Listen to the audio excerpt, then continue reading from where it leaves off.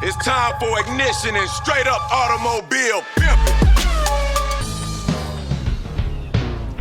Dude, where's my car? Dudes and dudettes, welcome back to another installment of the Dude, Where's My Car podcast. I'm your host, Tom, and I've got my wonderful co-host here with me, Mr. Tony Hong, the man who bags every car in Sydney. Mr. Tony, how are you, brother? I'm wonderful. How are you? Truthfully? Yeah, I know. It's okay. I'm good. However, I was doing something very sweet for my girlfriend on Saturday because I'm a bit of a romantic bastard, if you didn't know. Yeah, no, I didn't. And look, mate, I've got the spread out. I've got the charcuterie board or whatever they call it all spread out there on Collaroy Beach. It was magnificent. And I've gone to go put a little Dorito in my mouth. Now, as I've gone to close said jaw, the Dorito was just shaped at such an angle that it's actually just, as I've gone to pull down, it's just gone straight through my fucking left gum. And I tell you what, man, I have been feeling the repercussions of that beautiful Saturday ever since, bro. And I just can't shake it whatsoever. Eating food is like a whole different paradox. I'm fucking great, man. Yeah, I'm doing really good. This is all America's no more picnics on Colorado Beach. Basically, it's no more Doritos. Yeah, pretty much. Like in summary, I'm staying with Lay's. Lay's or Pringles, bro. That's pretty much where I'm at right now because the Dorito just hurts me too much. I'm just too much of a bitch. I understand then. But Tony, in between us today is a wonderful guest. Yes. Quite a humble man, but deep down a hardcore racer, a man who absolutely loves to send it. Would you agree? 100%. This man has a long career in cars. He has quite a lot of cars. He used to circuit race. He is now a competitive drifter himself. He absolutely loves sending it. His name is something that reminds me that comes out of like a storybook. Peter Paterson. It just rolls off the tongue. Peter Paterson. And I truly love this guy so much. We spent a lot of time with him at World Time Attack, and I absolutely love what he does, and I just love what he stands for. And Peter, mate, how you going? Fantastic, fellas. How was that intro? Do you mind that? That was perfect. Yeah. Sums it up fantastically. I do think that though, I remember like saying the name, it does just roll off the tongue. I was like, it's like I'm fucking reading that old Wind in the Willows books or like the Magic Possum or whatever it is. You've got like this name that just resonates with old Australian Superhero stories. name, mate. Superhero name. To be fair, mate, the way you drive is a bit fucking superhero-y. That's it. You do love it. No, mate, thank you for coming on today. You made the long journey from, do you live in French's Forest? Belrose. Basically French's Forest, yeah. Same, but different. It's all of 15 minutes with traffic. Well, you could be one of the closest guests we've had on in terms of in the studio. So look, I tell you what, it's good to have a brethren on the potty who absolutely love racing, who's actually from the area where we live, because we get people from all around the block in Australia. Yeah. So it's a good journey, basically, nonetheless. But, mate, thank you so much for coming on. I would love to deep dive in today into the world of fucking drifting, but I think that would be a bit premature. Very. Because there's a bit of a history which leads up into coming into the world of drifting. I want to know everything about you. I want to know where it started. I want to know where this love for fucking revving cars to its absolute rev limits are. And I just want to know more about you, man. Who are you? Why are you into cars? Who are you, dude? Where did it all start? Yeah. We'll start from there. Well, it all started with the old man. So the old man's been a mechanic for 30, 35 years. So back in the day, we would just be servicing just our cars, mum's car, dad's car. Obviously, I couldn't drive because I couldn't even see over the steering wheel. Definitely not illegal. A couple of cushions could have helped. That's it. We don't go there. No New South Wales roads, I swear. It was all in Mexico. All private roads. Backyards. Yeah. But yeah, just passion from him, and we'd just be working on cars in the front yard in the carport, doing the servicing, and yeah, just sort of found my way through that, and had. I know there's going to be a lot of Holden fans out there, but we've been a Ford family through and through. So we've had the EL Falcons, then we had the BF Falcon, then we had FG Falcon. So love it. Then we got Ford Territory. So Definitely Ford family, Ford Ranger. Yeah, you name it, yeah. mate. We got the It Fords. says We just wanted the reliable cars. what are right? these? None of this, That's a none of this stretch. unreliable LS stuff. 5 litre Commodore. We'll go into that later. But I can't wait. Tony knows all about that. Oh, God. Ford reliable. That is a stretch. Anyway, we'll keep going. What do they say? Fix or repair daily? I don't know what you're talking about. Anyway, so from the old man, was the old man into racing or? Not necessarily, no. It was one of my mates' old man. He his name's Graham. He would race in what's it called? The Improved Production out at Eastern Creek. So we would go out there with him. It'd be probably once a month. And he used to race. He had an FC RX-7, I think it was. And he would just basically race that, and we'd go and watch. We'd just sit in the pits and have a laugh, and that was about it, really. And then he started getting a bit more serious, bought his S15, built the engine, started basically winning, getting real competitive. And then his son, who's one of my mate's brothers, he started getting into the Pulsars, so APRA. Yeah. And we would go and watch him out at Eastern Creek, and I guess eventually we were like, geez, we could be doing that. It's just a bunch of random blokes from wherever just coming around with $3,000 Pulsars, just going around the track. Like, we're like, we can do that, no worries. So I ended up buying an N14 Pulsar, just some random bog stock thing that had an SR in it. Yeah. And before you know it, fully stripped out, had a roll cage in it, fire extinguisher, single seat, harness, you name it. And then a couple of weeks later, we had a bloody racing license, race car, and we're like, what the heck are we doing? Jesus Christ. So then one of our mates ended up buying an N15 Pulsar. So there was 3 of us that had Pulsars. So we'd all go down to Wakefield, Goulburn, for all the noise restrictions, but we'll get there later. Yep. And then we just would go race. It was pretty much almost every month. Jesus Christ, really? Yeah, it was. How old are you?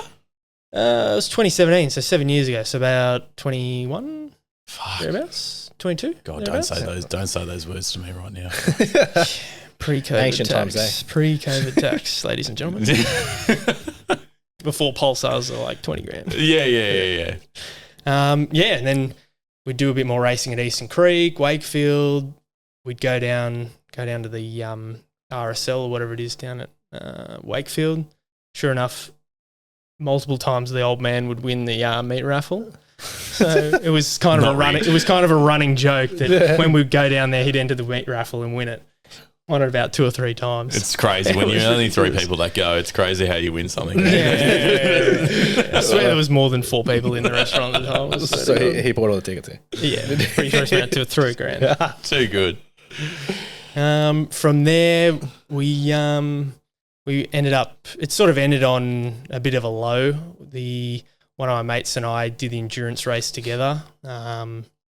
Sure enough, within the last few laps, blew the motor. Classic NASR 20 right there. Last 5 minutes, it was an hour-long race, and the thing down the main straight had about 5 pound of oil pressure. So the thing just sent a rod through the side of the block. Said, see you later, no worries.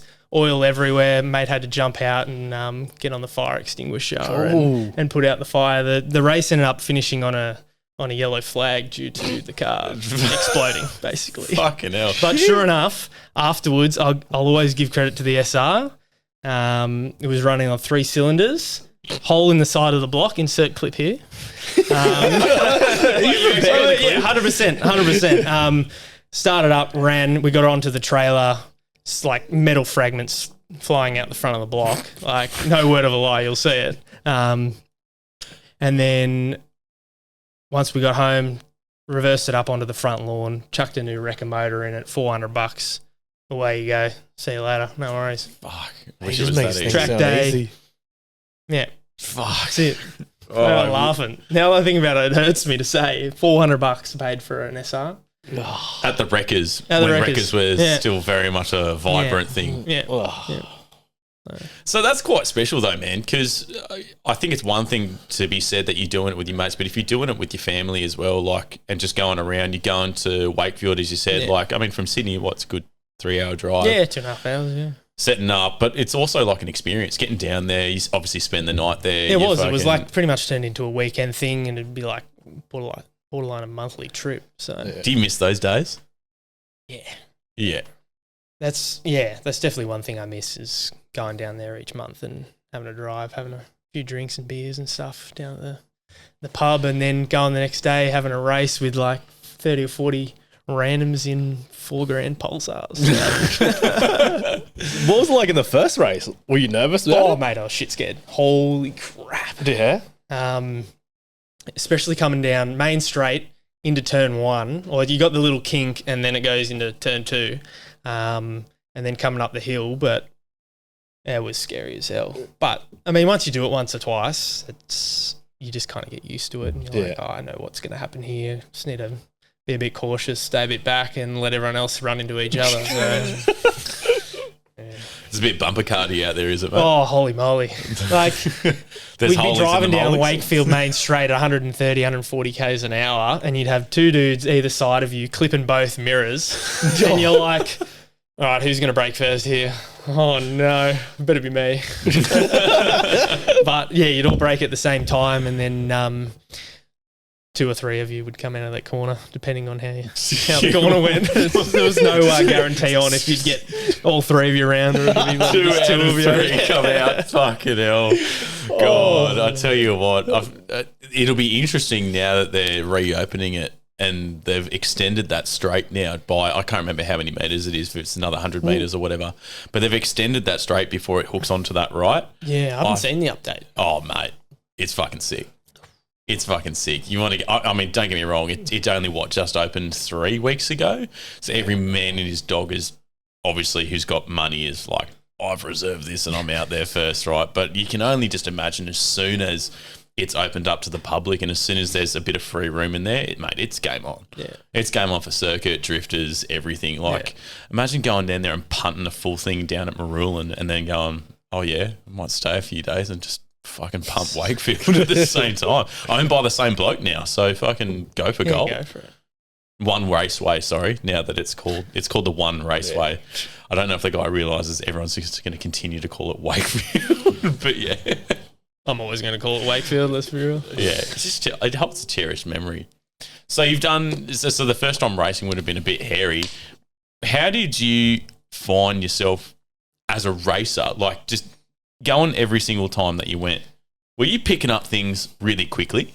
Or would you say that you were just taking it in as time went on? Or In between all the races, I do like track days at Goulburn. And you just spend like 6-7 hours just driving around the track. So you get used to it. I can't remember the lap times, but it was only like a minute and a half or so, whatever it is. Yeah. And you just get used to it. And then I guess you'd have a little bit of traffic going around there. Not too much during a pulsar, because I mean, it's not the fastest car there is, but you'd have Commodores flying past you down the straight on the track days. But that's all they can do, mate. You'd catch them up the top half, and you'd sit behind the whole top half, and then they'd pull 5 car lengths down the main straight, and then you catch them under the brakes. But yeah, like it took a bit of time, but you get used to it, and you get a bit more comfortable each time, and then you start to guess like, okay, I can sort of push it a bit more. I can brake a bit later here, or I know what this guy's going to do. He's going to turn in a bit early to make sure I don't. So I'll brake a bit earlier or something like that. Yeah. So. And was there beef at any point in time? You have a good rivalry, a healthy rival relationship out in the track? Not overly. Mainly just with my mate. We were pretty like on par. We were on par, and we didn't mind bumping doors and things like that. So, I mean, it really didn't matter. It was like $100 for a door. That was about it. So, Yeah, that's true. So you and your mate were in the same. there was 3 of us. So it was a tag team? You 3 against the rest? No comment. No comment. Yeah. Demolition derby. Nah. But yeah, we're all pretty on par with each other, which made it pretty fun. We'd always have a bit of a competition of obviously who could out qualify who. Yeah. So yeah. I find it fascinating because, like, you guys could have all just gone in on the same car. I know we're talking old times, so things weren't fucking ridiculously expensive like they are right now. But even still, though, like, just getting a couple of mates together and working on the same car, it could have been easier to do it that way, but you chose not to. You'd rather just go in there and just actually punt it. Pretty much. Well, it started out with one of my mates and I. We actually bought the car together, but it ended up sort of not really being his thing, and then we were going to get 2 cars, and then it just sort of never happened. So I ended up basically buying it from him. But yeah, pretty much. And what the Pulsar? Why the Pulsars? At the time, it was like more of an entry level. Spend a bit of money, grab a Pulsar, put a roll cage, strip it out, paint it, make it look a little bit nice. Pull off the intake, do an aluminium intake. It was a bit longer than normal, or whatever it was. Put a oil accumulator on it, and away you go. Because what are the restrictions? From back then? From memory, there wasn't overly that much. Obviously, there was like set tyre, set coilovers. Set brakes and all that stuff? Can't remember. I think pretty much it was everyone sort of used. Factory, yeah. No, I don't know if it was factory, but it was like slightly better pad, but similar rotors. And it wasn't anything special. It was like, I guess you could afford it. Like it wasn't like go and spend 20 grand and still be coming middle of the pack. It was like spend a couple grand and like be relatively competitive. So yeah. Because I think this kind of sparks on the sort of DIY component to this type of racing. Sure, there's teams out there who have got workshops and whatever who do it, but for you, am I right in saying like this is like where your journey starts in terms of working on your own cars, working on your own with mates or yourself? 100%, like this is 100%. How like, and did you know any of the stuff previously? I had no clue. I was fully winging it, watching YouTube videos, forums from 2009 from some random guy that had done it and been like, yeah, this will work. I'm like, sure thing. Mate, back when forums were good. Yeah. Fuck the shithouse now. God, mate, you can still rely on some of them. You got to use 2 or 3 of them and like pick what you're like. Oh, try a bit of this, try a bit of that one, see how we go. Yeah, God, mix and match. I know forums are different to Facebook, but I tell you what, if you fucking sit in any type of Facebook group, you gotta holy dooly, get the popcorn out, mate, because the keyboard warriors are coming to fire. Mate, I feel bad for kids. So people just want to get into it, right? They just don't know anything from a bar of soap, and they're like, "Oh, should I put this 3-inch exhaust?" I'm like, "Only like fucking." You just get absolutely roasted. It's like, who cares? Just give it a crack, see what happens. If it doesn't work, change it up. Or I love that. I love that sentiment that you said there, though. Like, give it a crack. I don't think you need anyone else's permission to know whether or not it's good or not, unless it's like putting on a fucking supercharger or a turbo or whatever. I can understand why that would be complicated. Yeah, but I can. And then you'll be right. I can understand the complication to that, but it's something as simple as like bolt on. Like for all of us, we're like bolt on. Yeah, who cares? It's fucking 4 bolts, barely even that sometimes. Just weld it together, weld it shut, or just fucking go for gold, mate. Go for gold. But I don't know. I think some kids just get absolutely fucking destroyed. So. That's an understatement, isn't it? Yeah, true.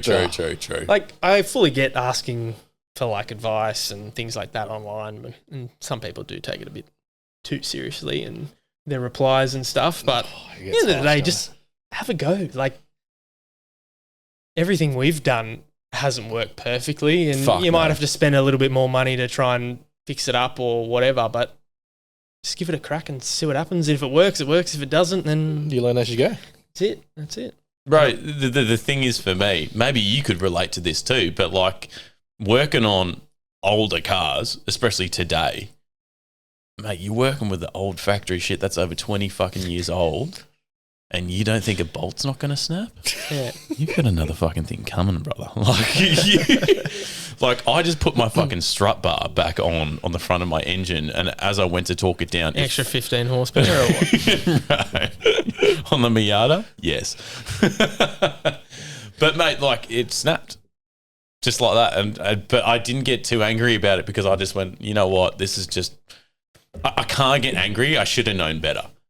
Like, you should just know better. Like, it's old. Shit happens. It does. It's fine. Just fucking send it. Just buy another bolt. You'll be right. Or just drill it out. makeshift another. Yeah, Yeah. Drill it out.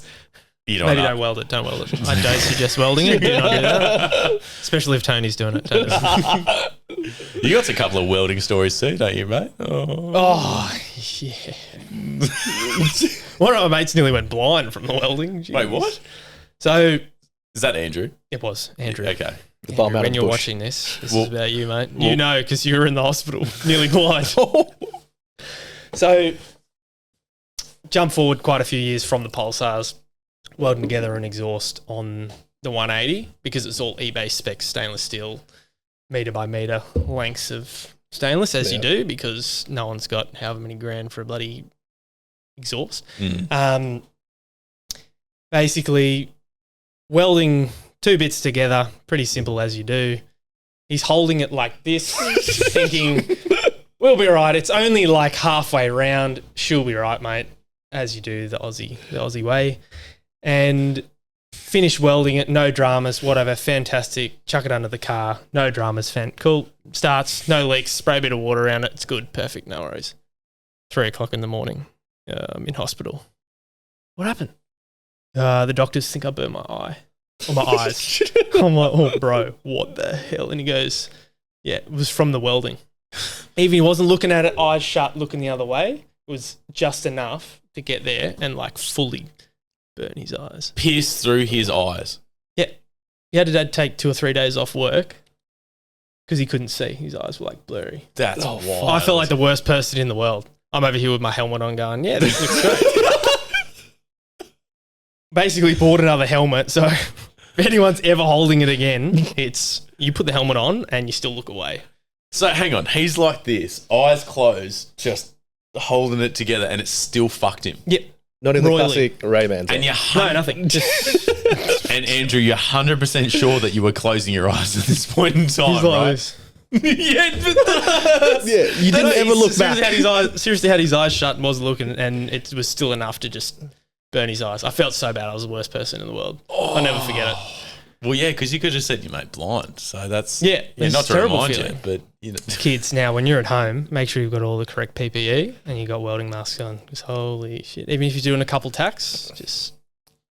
Ugh, yeah. oh, look, I tell you what, working on cars, having a bit of PPE is somewhat warranted.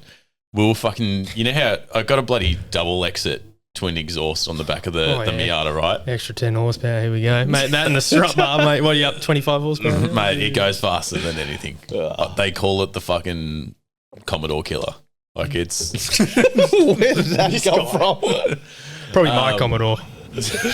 Oh, wait, I don't have a Commodore. mate. We were sitting there, we were cutting a piece of the plastic off the rear bumper bar, and we're just using like just a simple thin bit of fucking grinder to cut this plastic off, and this thing fucking snaps and flicks and goes straight past my eye here. Tony is filming right here behind me. I'm like, oh, okay. Maybe I shouldn't do that. That's not a good idea, and maybe I should wear some glasses. That would fucking help. I'm talking like clean as day, like snap, flick, gone. I'll be honest, we've all been there. I've seen those videos where people will put the clear sticky tape over their eyes, or they'll go, putting my PPE on, and they go like this. No, mind you, this was before we're like, we should put glasses on. And he's like, nah, it's just a little bit. There you go. It was Famous, she'll be right, mate. pretty much, it's that old chestnut story. It was the smallest job. It wasn't going to take long, but even in those times, fucking everything can go. My tits question up. is, do you guys put glasses on now? I haven't had to do that job again, but I would in the future, absolutely. Would. Yeah, pretty much would.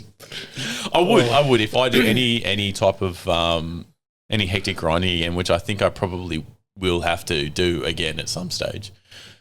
Yeah, absolutely. I'm gonna have to. Absolutely. I listen to this guy next time. Fuck Mate, that. actually, I can't say shit. I was building a new media room for us, and there was fucking some steel rods sticking out of the concrete wall. I go, Tony, can I just borrow the grinder? He goes, yeah, sure. Walks in, I'm there grinding, and I've already installed the flooring. I should have waited. I should have waited to install the flooring because all the flooring. It's like that old gym mat flooring that you find, like the big thick stuff that you can fucking go in gyms. The foam floorings. Yeah. So I've already installed that, but obviously all the sparks have started to melt through, and it's starting to melt and catch on fire. I wasn't paying any attention whatsoever. So yeah, look, there's a learning curve. It's all. I wouldn't do it again. PPE. It's the way to go. It is PPE. Gloves, glasses, Safety. I'd totally straight Wear up. protection, I'd give someone a shout out right now, but they don't sponsor us, so I'm just not gonna. But just wear your PPE. Use protection. Use protection always. But mate, I want to take a bit of a step back here because I think there's a bit of a transitional phase which gets you into the sort of master and commander of where you're at right now.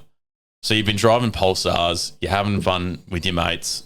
Your mates kind of go, I don't really want to do this anymore. You bought pretty much their car, your car, and I'm guessing it's just not getting fun anymore. Kind of after about the third engine, I was starting to think, yeah, okay, maybe it's time for a little bit of a change. And I guess I saw some drifting stuff online, and I just kind of went, all right, I could probably give that a go. Ended up selling the Pulsar. Yeah. Ended up buying a 180 SX from a bloke out at I think it was Marulan or close to, so out that way. Which had already sort of been set up for a bit of drifting stuff. So I was like, yeah, okay, I can give that a go. Sold the Pulsar for sufficient amount of money. I was like, hey, this is reasonable. I'll tell you that. No worries. On to the next adventure. What year is this, by the way? Probably 2019, about halfway through 2019. So right before everything cracks. Oh, yeah. Right. Thank Literally God. right before everything fucking cracks. Yep, 100%. But what was that transition? How do you go from circuit over to drift? And were you sad? A little bit sad, but I was also like, I'll probably get a little bit more like track time as well with the drifting. That'll be cool. Yeah, go for the cool points. Yeah, 100%. I just sort of thought, I'll try something a bit different and see how we go. That was honestly pretty much it. That's it. So I was like, yeah, just try something different. Ballsy. I've got to commend you about that, man. You seem to approach life in a lot of ways in that aspect. And I got to say, it's actually quite admirable to some degree because I suppose a lot of people would be like, oh, but I don't know how, or this, or like, I don't know how, or, you know, whatever the excuse is. I had no clue. Yeah, but you don't seem to give a fuck either. You're just like, yeah, let's rip in. Yeah, like, if anyone's going to give you a hard time about it, it's like, what do you want me to do? It's like the second time I've done this. Like, I've got to learn somehow. Teach me. If you're going to criticize me, teach me. Like, I'm willing to learn. Like, if I make a mistake, then okay, fair enough. I'll own it and I'll just do my best to not make the same mistake twice. Simple as that. I think a lot of people would probably take away Yeah, they can learn from it. a lot of value just in that sentiment right there. Like, genuinely, like, don't fucking worry about what others think about you. No. Number one. If you got a question as well, just ask. You see us out at the track. If we half look like we know what we're doing, then just ask a question. Like, sure enough, you might get some unfriendly people that don't really care or whatever, but 9 times out of 10, everyone I've spoken to is like happy to give a bit of advice or have a chat, or something's working for them or it's not working for me, or vice versa. Like, who cares? Just touching on that though, what's like the difference? There's obviously subcultures and subgenres, right? You've got the circuit racing, you got drifts, you got drags, you got all these different cultures, right? Is it largely the same and everyone is quite friendly, or is there like a level of apprehension that you think that comes with circuit drifting compared to drifting? Yeah, so I guess with the circuit stuff, this is my opinion, everyone, so take it how you want. I guess everyone from the circuit stuff is trying to be that little bit faster because you're trying to have a fast lap time, you want to win, da-da-da. But with the drifting, I find it's a bit more more chill, bit more relaxed, unless you're doing a bit more of the competitive stuff. But even then, it's not to that level of, I'm trying to get like 1/10 of a second here and things like that to beat the next person. So I guess that's sort of what I would say about it. Yeah. Because from the outside, drifting looks fun as fuck, man. 100%. But just like from an outsider's perspective, let alone driving in it, we went the other day, Tony and I, just for a bit of an exhibition at Eastern Creek. We're chatting over at dinner. And, mate, it was just so cool just to watch the level of disparity level is fucking unbelievable. Like, the blokes absolutely sending it to the people just starting out on their first day on the figure eight pan and whatever. But just the level of cars, the different people, the amount of people, like, it just was so cool. Yeah. It was so cool.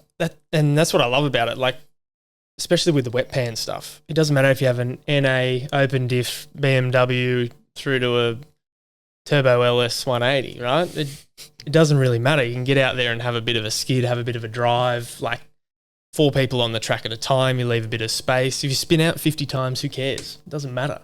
Like, You got to get good somehow. That's it. You've got to start somewhere. I still like going to do the wet pans, have a bit of fun. You just link the little peanut or whatever they call it, and drive around there for however many minutes it is, and just keep going. Like, it doesn't really matter. You got to start somewhere, and I guess for me that's where I started, just doing wet pans, and then once I felt I was sort of confident enough, I just started doing the figure eight, and the first time I did that was scary as hell doing the figure eight, but once you do it a few times and you get used to it and you get used to the car and you're like, try and do something with a bit of lock here, get a bit more lock, or might weld the diff or whatever, like, you just progress from there.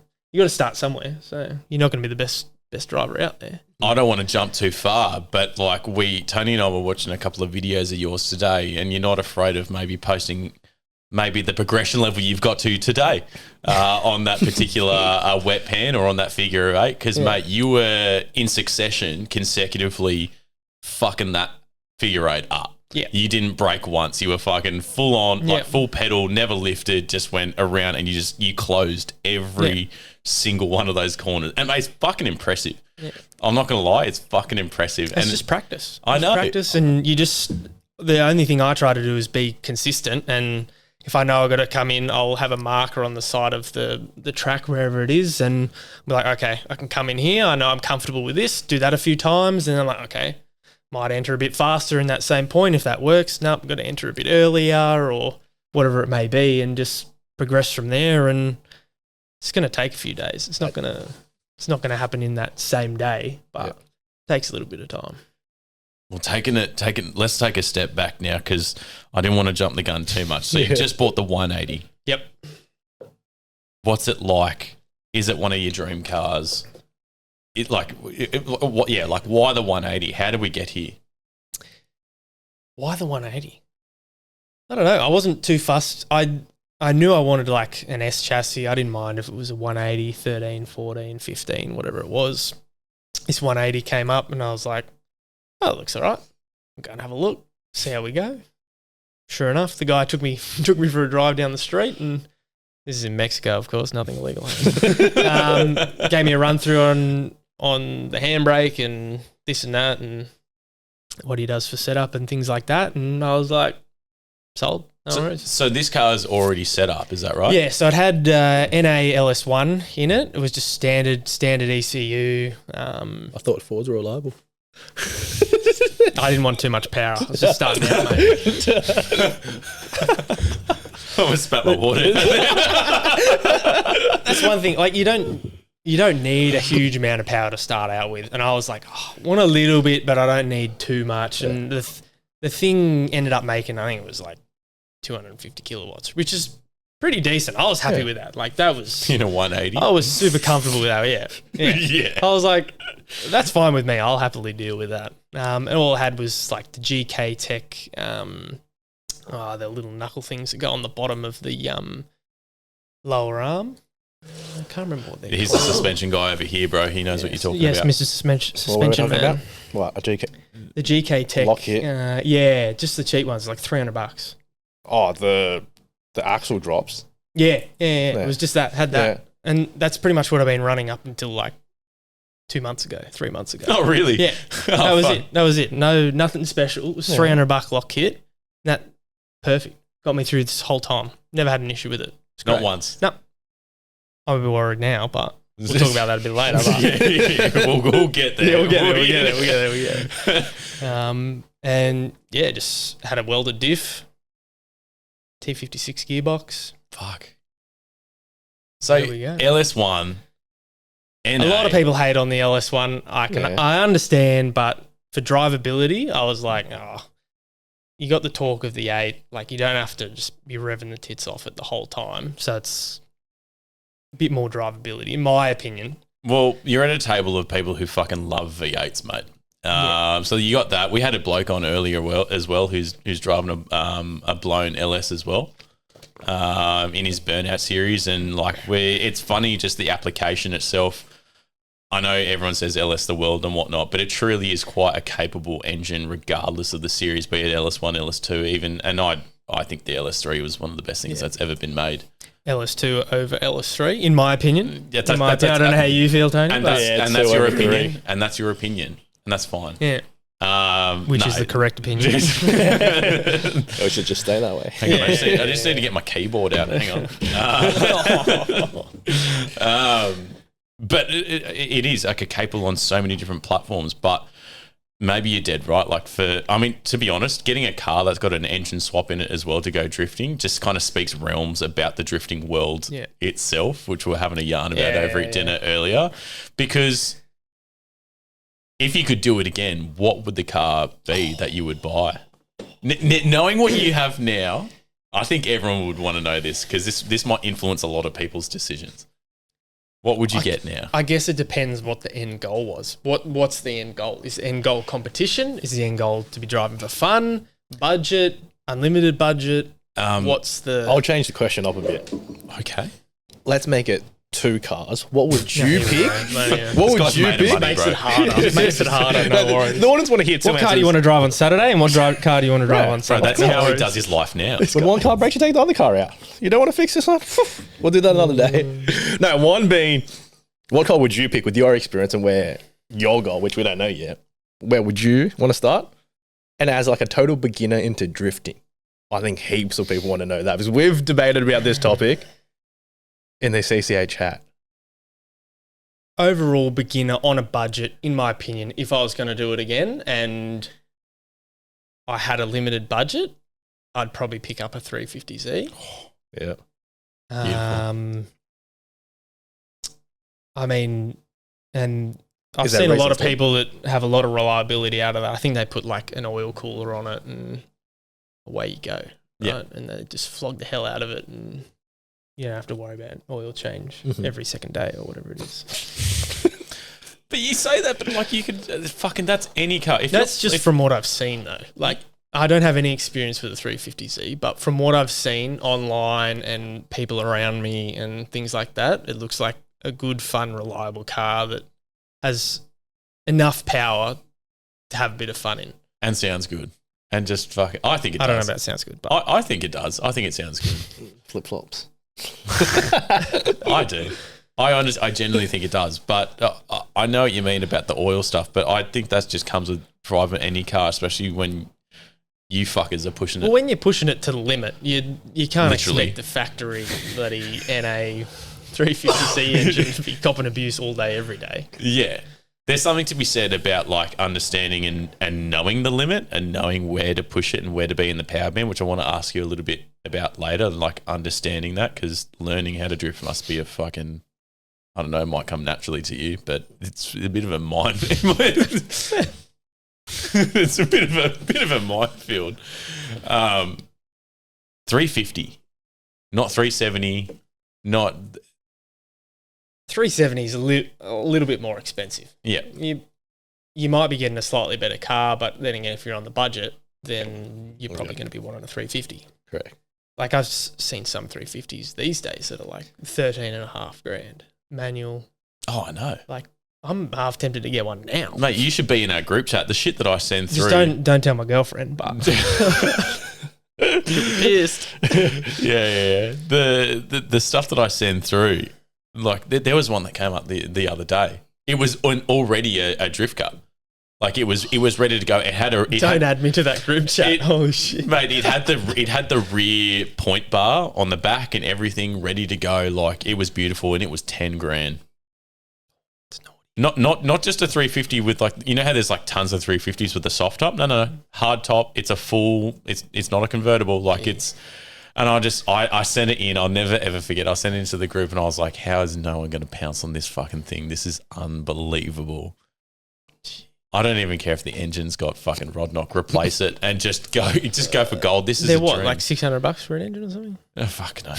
Maybe not these days. Not these days. But just go steal another. Just go get another freaking 350 for nothing. Go steal one out of the convertible. They're not using it clearly. That's interesting. Yeah. Anyway, coming back into it, you're getting into drifting. You got the 180. You got the LS. What was it like jumping into your first day? Oh, I was scared as hell. I was like, "What am I doing?" But This is why? scary. I just really didn't have much idea on what I was doing. Really, I obviously watched a lot of how-to videos prior. Yeah. I was like, okay, I can kind of understand how this is what's going to do and things like that. But once you sort of just test it a couple times on the wet pan, you don't have to go out there and be a hero straight away. But yeah, just give it a few attempts into the corners and see how you go. Just make it easy. You don't have to do any flicks or anything like that. Just pull a bit of handbrake and start it off and see what happens. And then just progressively go for a bit more, and just keep going from there. Fuck, you make it sound so easy. That was exactly what I was about to say. But that's how you just got to, in my opinion, it's just how you got to start. You're not going to know everything. You're not going to be great. Just give it a crack. Wet pan, in my opinion, is the best way to do it. Yeah, right. You got 4 cars on that wet pan. You just leave a bit of a gap and you give it a crack. What's the worst that happens? You spin out. You go through a bit of a puddle. Yeah, there's a bit of concrete around, so stay away from that. But sure enough, you've got enough knowledge on a bit of an idea on how what the mechanics of a car works. Yeah.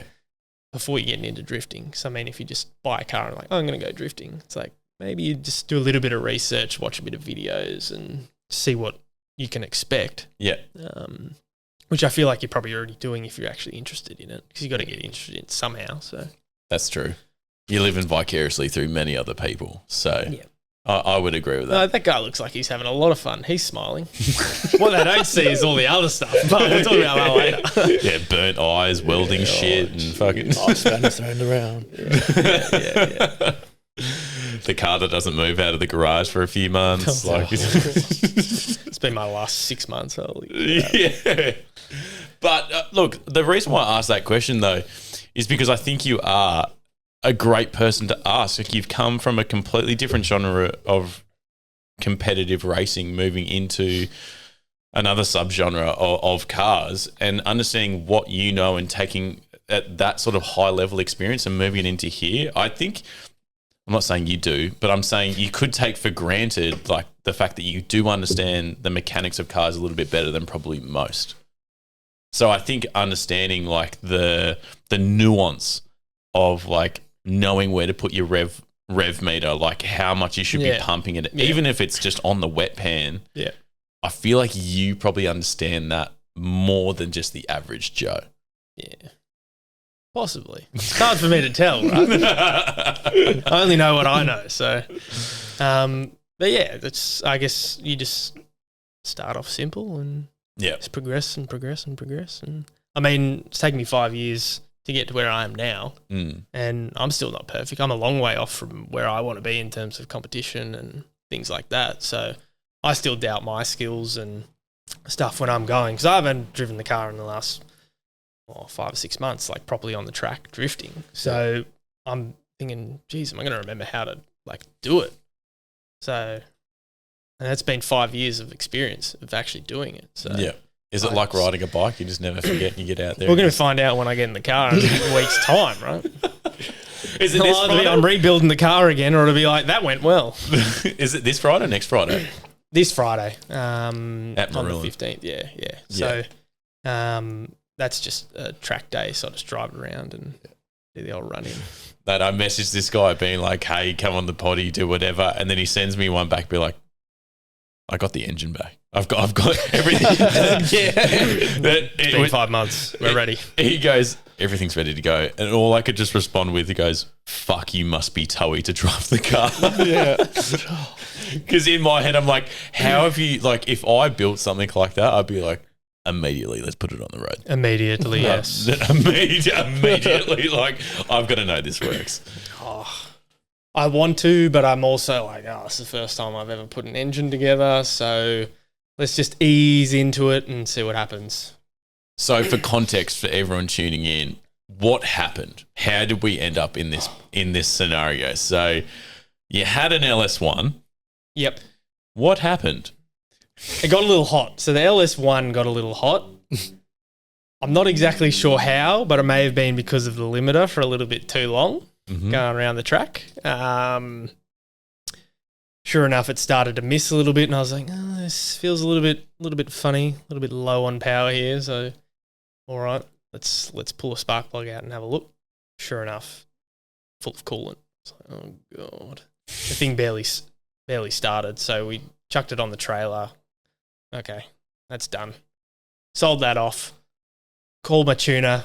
He goes, I was like, look, what do you reckon? Do I get an LS1? Do I build the one I got? What do you reckon? And he's like, mate, just get a fucking LS2. Make sure it's an L98. Chuck a fucking turbo on it, mate, and make good power, and away you go. Don't have to do anything else. That's it. I was This is like, a good impersonation. Yeah. that's literally what he said. And I was like, all right, you know what you're talking about. I've no experience with these things, so all right. Yeah. Bought an L98, chucked a Wuhan war whistle on it, and seriously, it was like $500 for China's finest. Yeah, it was secondhand, not even brand new one, not eBay spec'd. I got no idea. Put it on, fabbed up the exhaust manifold and stuff just from the factory manifolds. Chucked a little dodgy, I don't know what you call it, like a little up bend, so it sits up onto the T4 flange from the manifold. Yeah. Oh, yeah. Sorry, so I'm it with you. spins around and comes up. Yep. It's got to sit somewhere. It does. And then eBay spec 3-inch exhaust all the way back. I love that, eh? Who cares? Oh, yeah, who Doesn't cares? matter, I agree. Yes, it's cracked a couple times because it's a bit shit, but Just weld it that's again. what I got to weld it for, right? Who cares? Just weld it back together. Like, Yeah. who fucking gives a shit? That's it. So put it all together, took it out to him, ended up making like 540, 550 horsepower on 8 pounds of boost. And I was like, and this is on E85. And that's I when was- your love for V8s just went, Dad. So, yeah, and he's like, mate, that'll be sweet. Just make sure it's got enough oil in it. Yeah. Make sure you do the catch can right. So we plug the Keyword. catch can in. Yeah, keyword. oil. This is important later in the story, kids. So yeah, drove that for a couple years, no dramas, been fantastic the whole time. Sure enough, one Shit track event we went to, pumped out a little bit of oil into the catch can, a little bit more oil than we would have liked, didn't leave enough oil in the sump. Sure enough, it sucked up a little bit of air and basically spun the bottom end bearing. Do you have evidence and footage of this as well? I'll have to have a look for the actual specific footage of that, but I have evidence of the spun bearing in my hands as I'm crying. Because if we can just throw that up during the video, mate, I'm sure everyone would just, 100%. everyone would love to see it. And I'll be honest, I was really hoping it wasn't that. At first, I didn't know. I took one of my mates, Benny, out for a run. I was like, have a listen to this. What do you reckon? You reckon it's bad? He's like, all right, let's go around the track. Just drive around the track normal. He's like, oh, it's pretty loud. And I was like, I know. And I was like, you reckon that could be the gearbox? And he's like, just pull it out of gear for a sec and then rev it up. Revs it up, it's still making the noise. And we're like, oh, it's not the gearbox. We're like, oh, could it be a lifter? Maybe. Could be a lifter. Need to do the lifters anyway. So we'll do the lifter and then see what happens. Wasn't the lifters. No, it's not the lifters, man. Yeah. So we ended up pulling the bottom end off and looking at it, and sure enough, it was not good. It's like porridge. It's just terrible. Oh, All that because it spat a little bit more oil than normal out into the catch can. And just, I think it was about 3.5 litres in the sump. And just a little quick fact check here, Tony. How many litres of oil does a typical LS2 engine have? 6. 6, okay. Plus the catch cans, plus the volume, plus through the lines. We're looking at a pretty empty engine. It was quite empty. It was very empty. Okay. See attached. Yeah. But when I bought the thing, the guy before me was like, oh, I put a bit, because it was an aftermarket sump. So it didn't have a dipstick, right? Yeah. So we're using a cut-off bloody cable tie. Mm-hmm. All right, and we're like, okay, that's about 5 litres. Right? We were going off 5 litres. Don't ask me why we were thinking 5 litres. We were just constantly going off 5 litres. My stupid ass. I'm paranoid about it now. Seriously paranoid about the oil level now. Do you check it? Like, you're going to check it when you go home tonight? Oh, I went and bought a dipstick, and I made a dipstick work. I bought some random, once again, eBay spec dipstick that I had to heat up, bend, and mould around all the pulleys to get it up behind one of the pulleys. If it works, it works. That's it. Do you know how I've marked it off for the levels? Yeah. So I know how many litres are in the engine. Grinder. Pour about 4 litres in. Put the dipstick in. Pull it out. Okay, that's where the oil level is. Hold it there. Put a little mark in the dipstick. Okay, it's 4 litres. Fantastic. Pour another 4 litres in. I think I've got about 8.3 litres in it. Approximately, that's what I've worked out to be the right amount for the aftermarket sump that's in it. So yeah. now I know where like the 4 litres is. You know where it's at. I know where it needs to be. I know where it's at. So Yeah, mad. Can I ask, that aftermarket sump, does it have a baffle in it as well? Or Yes. did you reuse the OEM one? no, it's got a aftermarket baffle in it. It's got some door hinges from Bunnings, I'm pretty sure. That's what it looks like. Yeah. That's literally what it looks like. It's seriously just pop riveted into the sump and seems to be working well. Because you are fucking, I mean, when you think about it, you are sending the car sideways from left to right. Yeah. People probably don't really understand how much like you're pushing. Like, think about your fuel, think about your oil, think about like if you're fucking pushing inertia and everything that way, and your It pushes it away from the pickup. yeah. So if your pickup is here and all the oil is right over here, what the fuck do you think's going to happen? If I could redo it, I'd love. A lot of people will say dry sump's the way to go, and I fully understand. Yes, and if I had the money, I would dry sump it. But Yeah. who's got 10 grand to put a dry sump in, right? Not me, man. Especially when I've got to put all that money into a sequential. Like, I thought you were going to say a strut bar. wait till I'm out there competing next year, brother. Of 6 strut bars, one on top of the other, one on the back, one on the front. Oh, jeez. Anyway, go. I've lost where I was at, but The baffles. yeah. Fluid sumps. Yeah, that's right. So I'd probably go with a rear sump, and I've heard things that the rear sump's potentially the way to go, but I could be wrong. I'm not sure. I haven't done really much research on it because I'm not going to spend the money and give it a crack. I've got a sump that seems to work well when there's enough oil in it, but Which it does. It does now. it does now. Yeah, it does now. Yeah. Well, we'll see. We'll see. You'll find out on Friday afternoon when I message you and go, mate, I fucked up. Yeah. Oh, it's a day event. Yeah, it's through the day. It's just track day. That's good. Actually, that's a good point. Day or nighttime drifting? Is it the same? I do love the vibe and the feel of the nighttime stuff. Yeah. I don't know. It's just something about it. It's just, It's red hot. Like, it's Yeah. Cool lights. Got the it lights. is cool. yeah. I don't know what it is, but yeah. And like when you say cool, like temperature cooler. Cool. Yeah. It's that and it's definitely And the cooler. neon. Yeah. The lights, Yeah, the lights, the yeah, lights. Had neon lights for a little while, but Sack that off. Yeah. When they filled up with water because they were eBay spec. Not sponsored by eBay. Not at all. Although would happily If take eBay it. Motors wanna eBay, jump if you're on watching this, let me know. Yeah. eBay Motors. I hear you making your way into Australia. But yeah, I'd probably prefer the night stuff. Yeah. Okay. Definitely. Fuck. That's interesting. The daytime thing, like, I'm just all about seeing where I'm fucking going. Yeah. But that sparks another question. I think now that there is sufficient lighting now at Eastern Creek. Oh, at Eastern Creek, yeah. What about all the other tracks? Just pray you got good headlights. No, that's why I've got 2 miniature light bars as headlights now. Wait, what? Yeah, just random mini light bars. That you get from Bunnings? Yeah, the sensor lights. So when I get close to a car, they turn on. Dick Smith. I just bought them online. They're like, I think they're about 6 inches long. Just hooked them up to the normal headlights, got rid of the pop-ups. Yep.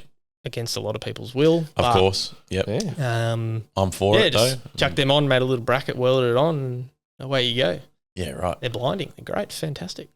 Oh, I love this shit, man. I love getting into the... Mate, it's so backyard, front yard spec. Just grab some metal, what I've got, just bend it up, see how it goes. And if it works, it works. If it doesn't, try something different. But the reality is that unless you are fucking a millionaire, you'll just go buy the part or whatever. But like the reality is that's how it is. That's what people are fucking doing. Yeah. With drifting, you're more than likely going to break it anyway. So why spend all the money on it when you can just give it a crack? Yeah, the welding's probably not the best and the brackets probably aren't the best, but it stays on. As long as I can look at it and go, yeah, that looks about the same on each side, and it doesn't hurt my very minimal OCD, then we're all right. And as long as it passes like all the scrutineering checks and stuff, then happy days. Who cares? Let's rip back into this LS1 because we haven't finished it. We've just said the part. The bearing's gone. Yep. And you've moved in. You had to get an LS2. Yep. Had to. Had to. It could have been any engine, but you had to get the LS2. I know you were listening to his advice, and he said just get an LS2, get a turbo. So you just went and bought one from eBay. Did anything? I didn't buy the engine from eBay. I don't know. Fuck off. Jeez, I'm not that scary. Fucking hell. Was there any other engine crossing your mind at that point in time? You went, fuck, it's a 180. Like 100%. Anything could go in here. 100%. I was thinking SR. I was like, RB, 2J, and LS. That was sort of what I was thinking. But I was like, in terms of drivability, I've already got all the wiring. I know it's going to fit. I've got the cross member and all that. And it's like, just in terms of simplicity, it's like LS2. Okay. I guess that was sort of what was behind it. I would have loved to have done a built 1J. Built 1J is my dream eventually. 1J. Why? I don't know. Just love of VVTI 1J. Yeah, right. I got one in my Chaser and I love that thing. It just sounds cracker. Yeah. I love the sound of it. On gate, mate. Mate, nothing beats the sound of that. People will say RB all day, but for me, 1J. I love it. I love the sound of both. I think I like the look of the Nissans more. That's what kind of attracts me to the Nissan more than the Toyota. See, I kind of get the more modern vibes from like the 1J look, in my opinion. Yeah. But I guess because I've been more like around the 1J more, I know what it's like. I know what it's like to work on. I know what it can do. I know how it drives. So I'm like, okay, I'll back that. Yeah, if I could do it, if I did it again, pre-COVID, because COVID tax just killed everything. Let's be real. I'd love to do like a built 1J. Fuck yeah, 1J. I hope you get that one day. I really do. We'll get there one day. You win a few comps. I think we'll get there. Yep. Up there, just with all the greats, just a shining light. Soon it'll be you doing drifts on the fucking beach of Gold Coast, mate. You'll be... Apparently Boost Mobile's a thing and they just fucking sponsor anything like that. That was insane. When I saw that, I was like, good for him. That like blew me away. Sick. That is awesome. That is end goals, really. Like, you know how we were talking about like Ken Block and like the Gymkhana and like doing hectic stuff and like how it's so hard to do that stuff in Australia. It was fascinating to see that happen. If anyone's interested, let us know because we can help make that happen. We will happily apply ourselves. I'll sign any waiver that you want me to. But like seeing that, I've said for the longest time ever, like I would love to try pull that shit off for CCA, but everyone would just be after you immediately. Like even on private property, they would just be after you and just be like, nah, can't do that. But the fact that these guys had helicopters, all these different cars, and they're drifting on the beach, I'm like, this is America. Like this is fucking awesome. So we can do this shit, or we just have to move to Queensland. I don't know. I don't know what we have to do. But in my mind, when I saw that, I was like, this is such a fucking win for so many different reasons. Yeah. So sick for 100%, Mitch. 100%. So sick for Mitch. Like the fact that he pulled that off, all I'm praying for now is like more. Yeah. More. People go out there looking for people like him to make it happen. Fucking awesome. Awesome. So let's make you do that. We'll get Monster to sponsor you. Jeez. But so run me through this build now, because the LS2, the turbo and everything, this hasn't been a quick turnaround, has it? No. So it's had the LS2 turbo in it for a couple of years now. Yep. Mm-hmm. So then obviously got a little bit low on the oil and we spun the bearing, and then it's been probably 5 or 6 months, I'd say, in the making, just waiting on the builder, really. Well, I say builder, but it was the machinist. Yeah. I'm the builder. Insert very inexperienced engine builder, first engine built ever. YouTube, mate, hell of a thing. Oh, 100%. Yeah. How to build an LS2. Yeah. As pretty much what got me through everything. Yeah. 1,000 people rock up. Yeah. And then, so I finally put it back together. I've done new pistons, same rods as original, new race bearings. So race bearings, bottom end bearings and cam bearings. Camshaft OEM? Yeah, standard cam still. I was going to do a bigger one and I was like, I can't be bothered. I don't need the power. I just leave it standard. I don't want to have to get it tuned again, and just more time I'm off the track. It's already been too long. Plus you do that cam, you got to do everything else at the top end again. Yeah, tell me about it. But ended up doing your favourite thing. What was that one? The trunnions? Oh, yeah, the trunnions. Something that plagues all LS platforms. Everything. The trunnions will fuck. You don't want those little tiny bits of metal. Fucking your whole engine is gone if they fucking crack. So you completely 110% convinced me to change that without a doubt. Like I was like, no, she'll be right, and you were like, nah, bro, just do it. You'll thank me later. I just want this is later. It's later, and I'm thanking you. So thank you. I just want to point out this is on a drunk night out after first day of World Time Attack, or this is prep day World Time Attack. This is Thursday night or a Friday? Nah, I feel like it was the Friday. It was the Friday. We're cut loose. We're. I'm pretty much on the phone during the conversation, going, "Okay, these are the ones I'm getting. No worries, here we go." And ordered it. Yeah. I went, no fucking way. But it is the best thing you could ever buy. Yeah.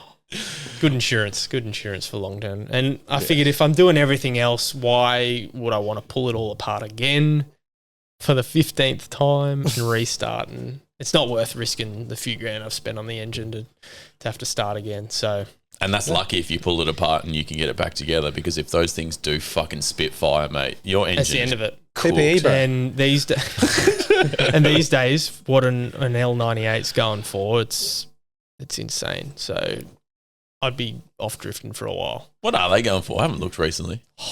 I think you're looking at like 6 odd grand. Correct me if I'm wrong, but I think it's about 6 odd grand thereabouts. Ballpark. I think that's low. Is it an FB Marketplace look around? Is that what you're talking about? Or? Oh, 100%. Yeah. 100%. That's the way to go. Fuck.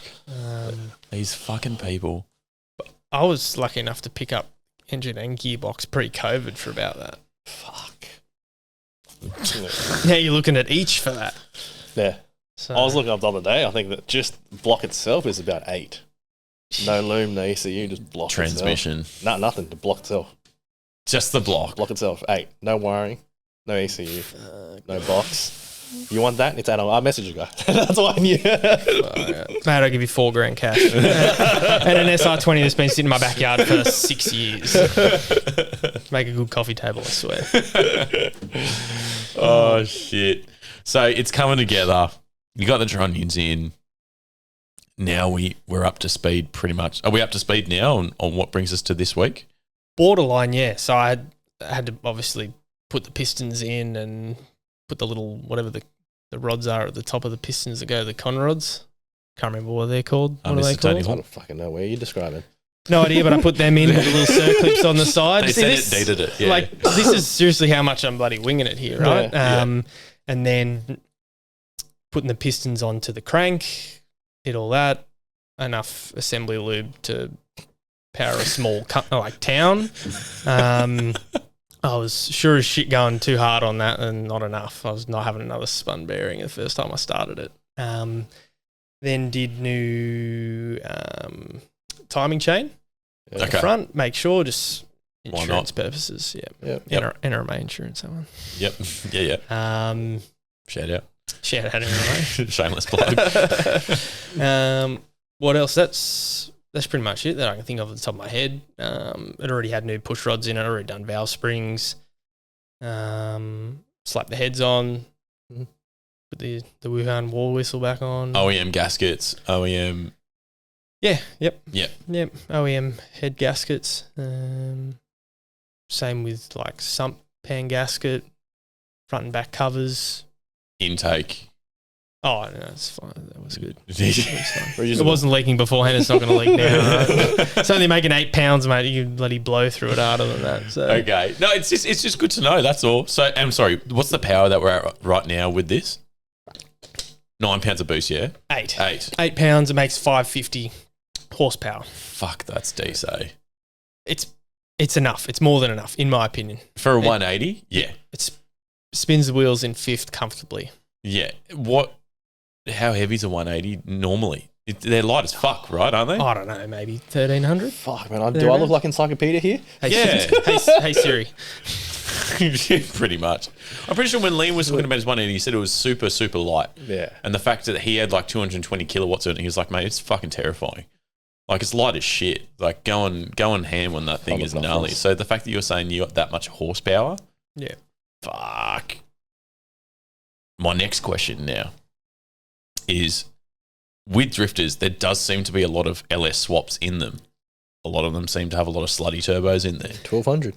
1,200 curve. 1200? Yep. There you go. There you go. Bam. That's light as fuck. Is that with trim or without trim? That's just curb, so with trim. Mine's got no trim.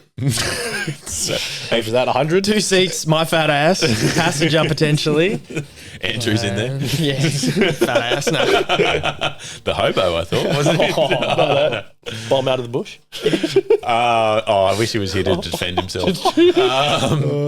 But so that's terrifying. That is absolutely terrifying. But what I was going to say is, we've heard a lot about like the sort of delay and the lag that comes with the LS, particularly within the turbo range of things here. But what do you feel driving that car around fucking corners? Like, is it just no sweat at all? Just does exactly what you want it to at every corner, at every tap? Or I would say it's a slightly smaller turbo than what you would normally see on, say, a street LS. Okay. You see it's quite a larger turbo. It's a little bit smaller. The size, I have no idea. Once again, whatever. no idea what it is. But because it is Chinese smaller, thing. it spools. It faster. spools quite quick. So there's a little bit of lag, but it's not enough that it would impact anything, in my opinion. Like, for example, you're driving an SR or a 1J RB or whatever, you got to rev it up quite a bit.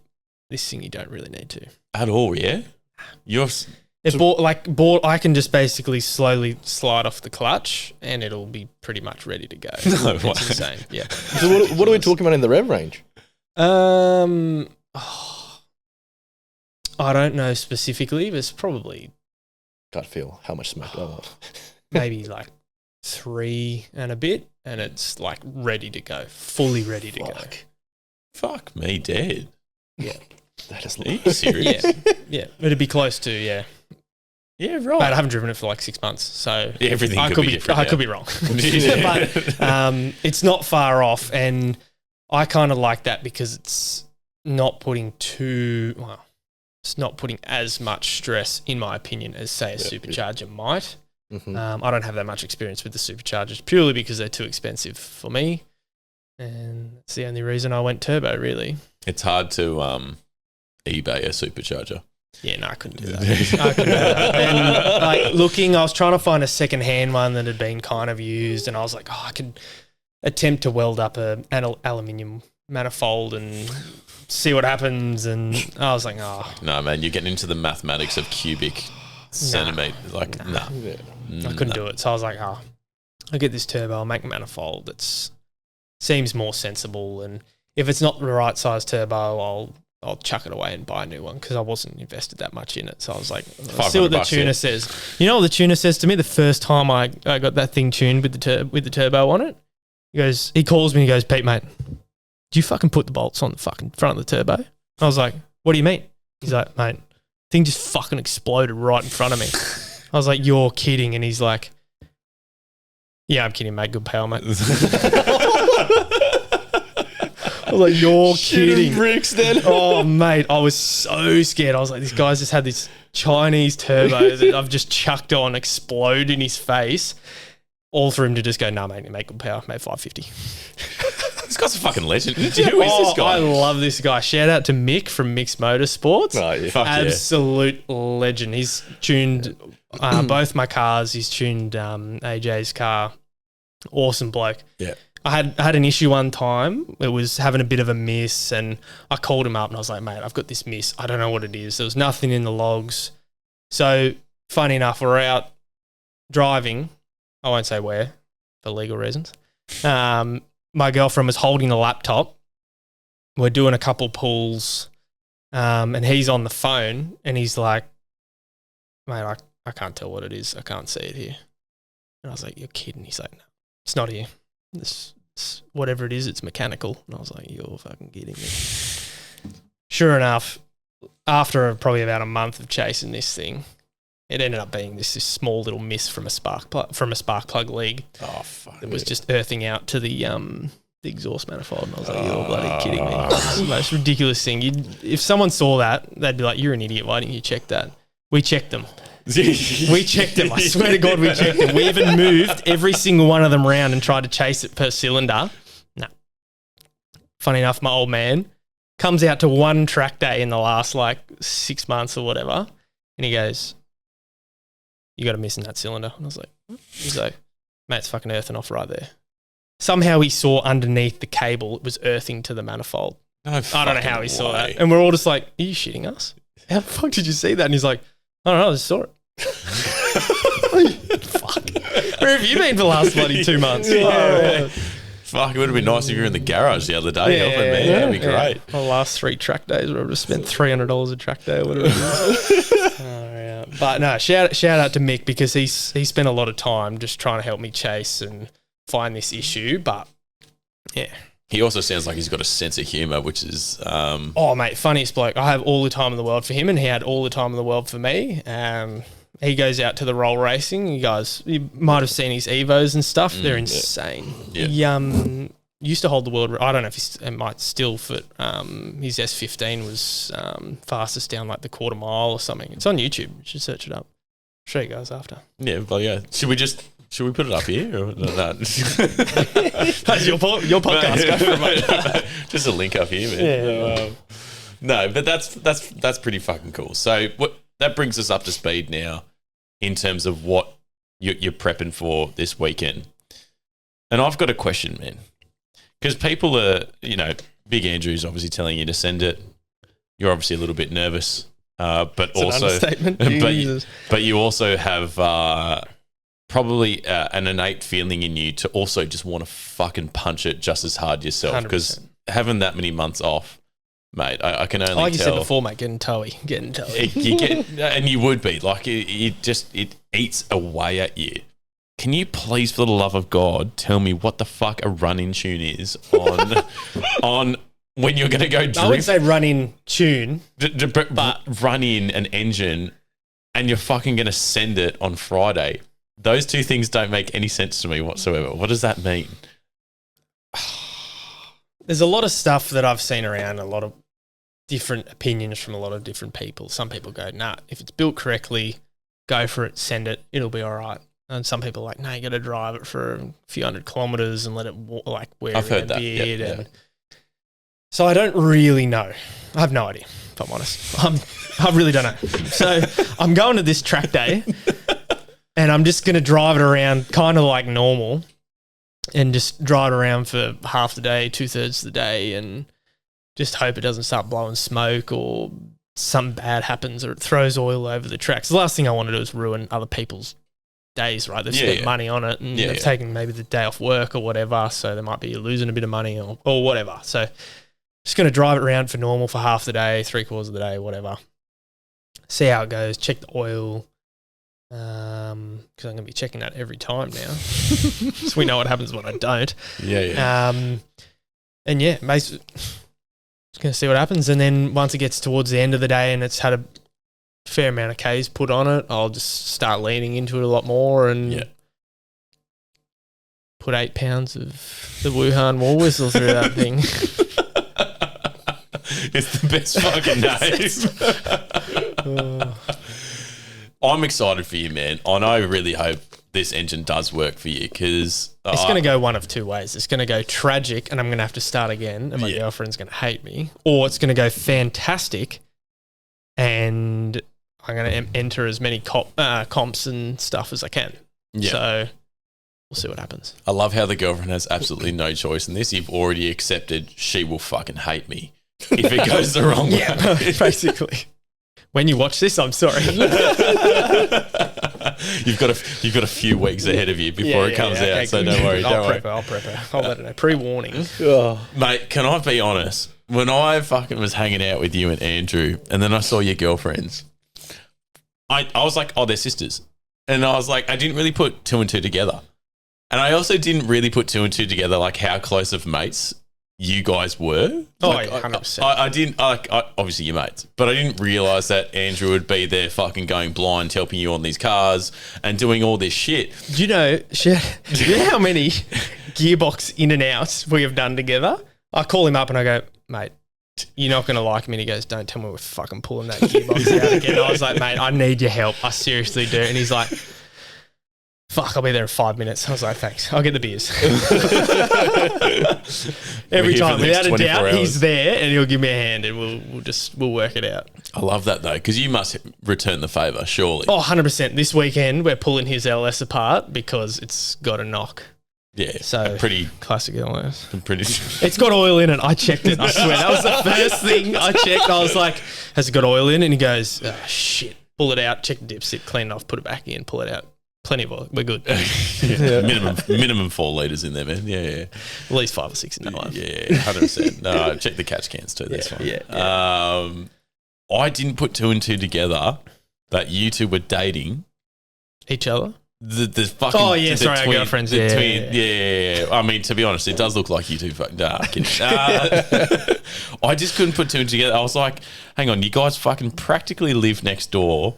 You both go out with these twin sisters. You're both into cars and drifting, and I was just like, this is fucking crazy. Like, I was sitting there, I kept this very quiet to myself, and I've been wanting to bring it up for so long. I was just like, how the fuck does that even happen? We've been mates since like year 2. Like, seriously, literally like the first day we met in year 2, it's just, I don't know, instantly, just from then, something clicked and we're just been best mates. Little brothers from another mother. Yeah. It's fucking awesome. How did the girls come into the picture? Oh, I met my girlfriend through work, and then basically, long story short, and then we would just all hang out with a group. And funny enough, my mum actually mentioned it one time. She's like, wouldn't it be funny if those two got together? Sure enough, like 2 months later, it was like those two hanging out. And we're like, oh shit, here we go. So. But do you get away with a lot of shit because you and Andrew just want to go off and fucking 100%. Just work on cars? Like, yeah, we're just going to go hang out. Like, yeah, awesome. We always get to, fuck. I always message his girlfriend. I'm like, hey, can I book your boyfriend for Sunday morning? She's like, oh, fine, just for a couple of hours. So actually, that reminds me, I need to message her for this Saturday. Yeah, 100%. Because we don't know what the fuck is going to happen. Oh, Christ. I hope it's a lifter. I really do. If it's on, but when you come back though, for better or worse, there's some form of I think celebration to be had because you got out there, at least you got the engine back together and you went out there, you fucking punted it. Yeah, I think that's something worth celebrating. To be honest, 100%. It's the first engine I've had to put together myself like that. I guess we'll find out on Friday, really, won't we? Would you do it again? Nah, throw it all in the bin, buy a 350 and just He's going to the one, Joe. Now that you mention it. Oh, dear. I've been trying to actually convince AJ to get a bloody 350. I was like, I'll go halves with you. Get you started. I still won't do it. Mate, you need to hang out in our group chats, man. I'll tell you what, we'd have a few more cars. No. Actually, let's get him in the group chat as well. Yeah. I'm telling you, just every now and then something will come up and I'm just like, come on. Nah, don't put me into that chat. It's $8,000. We need investors. Too dangerous. Pete and Andrew. Mate, you split that between a few people. That's it. You're looking at what, $1-2 grand? That's easy. We can make that happen. We can. So this is why don't put me in the chat. We've even got a spare trailer, courtesy sponsored by KS Racing. Mate, I got a trailer as well. You want to go get two? What, the donor car? Yeah. There you go. Convertible, non-convertible. We'll do it in one night. Order series to build. Fucking hell. We can do it. We got some space. What's your favorite? What's your favorite track to drift? Well, this is a really hard one. I've only drifted at Eastern Creek, so... Yeah, but you could truck that up in many different ways. Eastern Creek's got so many different courses on it, north, south, the whole GP. For some reason, at World Time Attack, they only do the fucking last two bends when I think it would be fucking hectic if they drifted the entire thing. I don't know why. Yeah, I don't know. I don't know why they do that. It's weird. I hope it changes one day. I guess...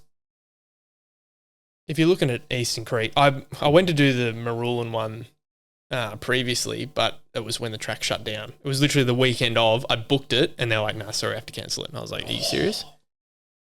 I was like borderline in tears on that. But yeah, if I had to choose, I do like the North Circuit for the speed.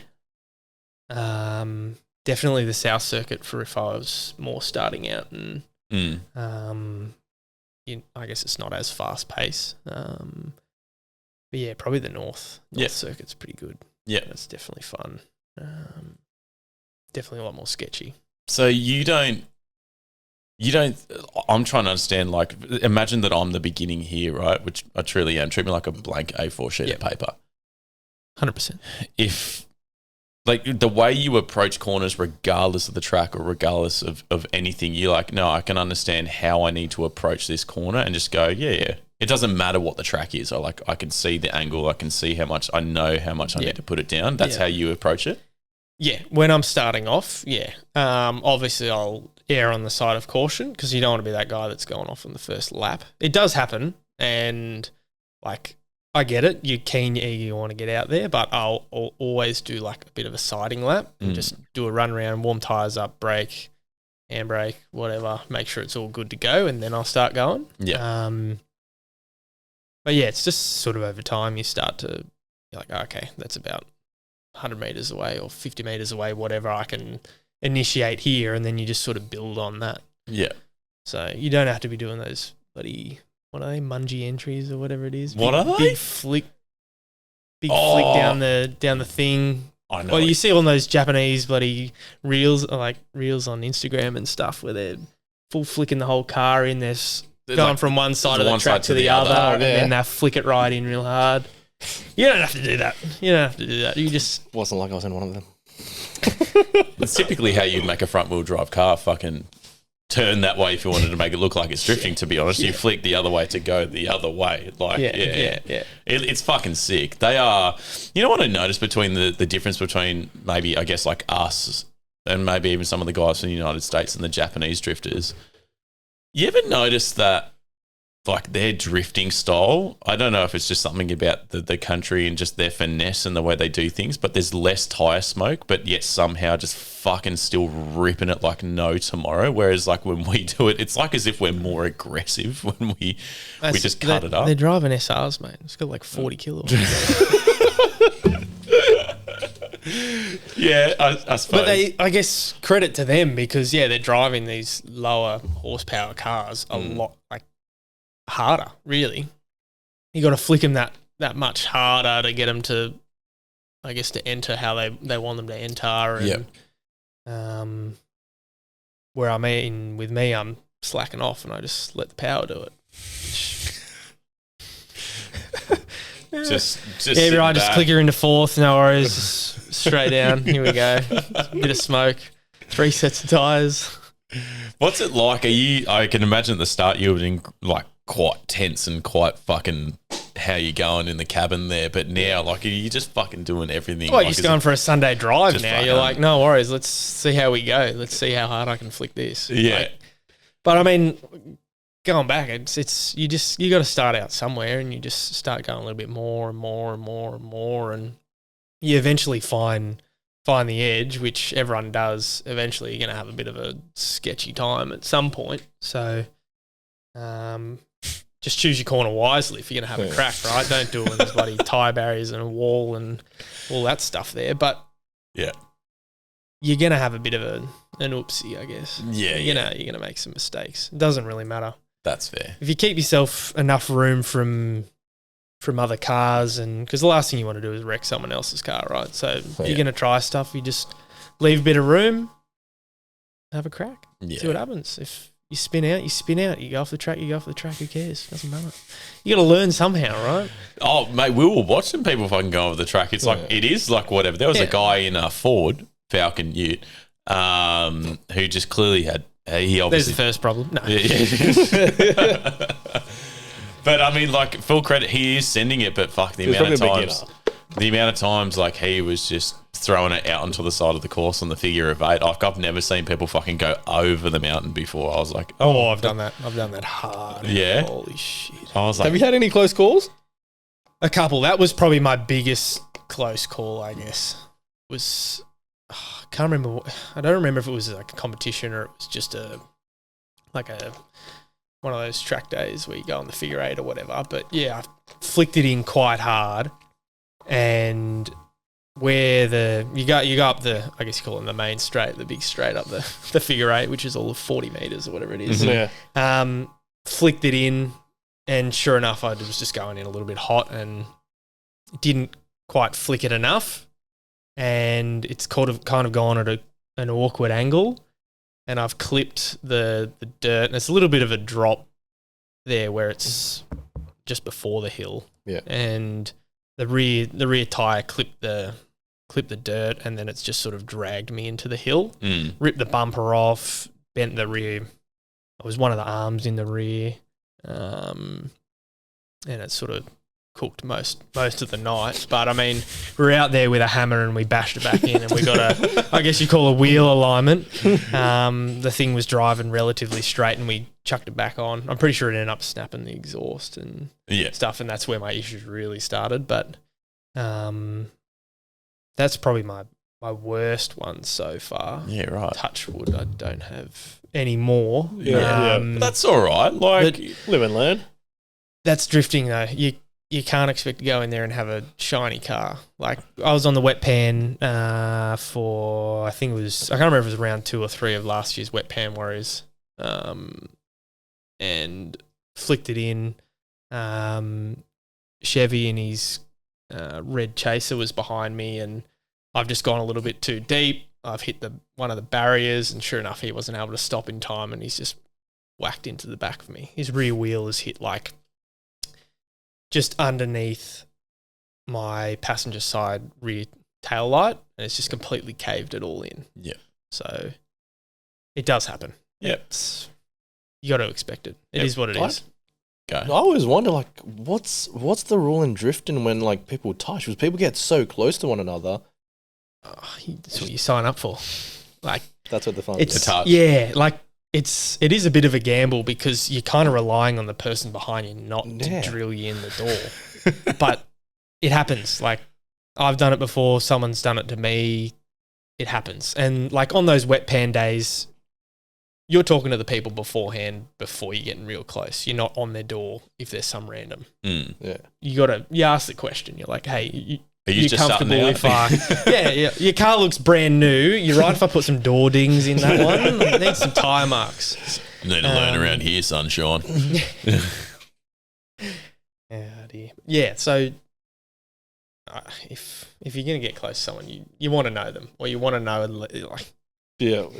you know what I mean? And I've seen it where people spin out and things happen. I won't say what or who, but Andrew.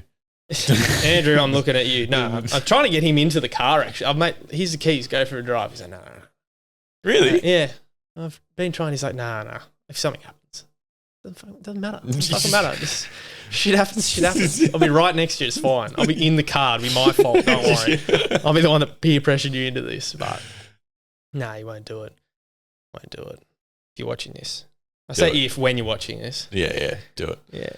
That's funny though, talking about getting close to one another. I think it is one of the most insane things watching drift cars in sync. Just fucking millimeters away from It's us. hard. It's hard. Every car's different. Every car will be slightly different angle or different speed or different driving style, and That's what I mean. So how does that even come together? It's like you're choreographing a dance. Like yeah, pretty much. like it's are you on like two-way radios, just being like, so we're going to cut left now. Now. Nah, I guess what I like to do is I actually see how certain people drive, and I'll, I guess, study how they take corners and stuff. And I'm like, okay, I know they're consistently more doing this. I'm like, okay, if I can get a bit closer here or things like that.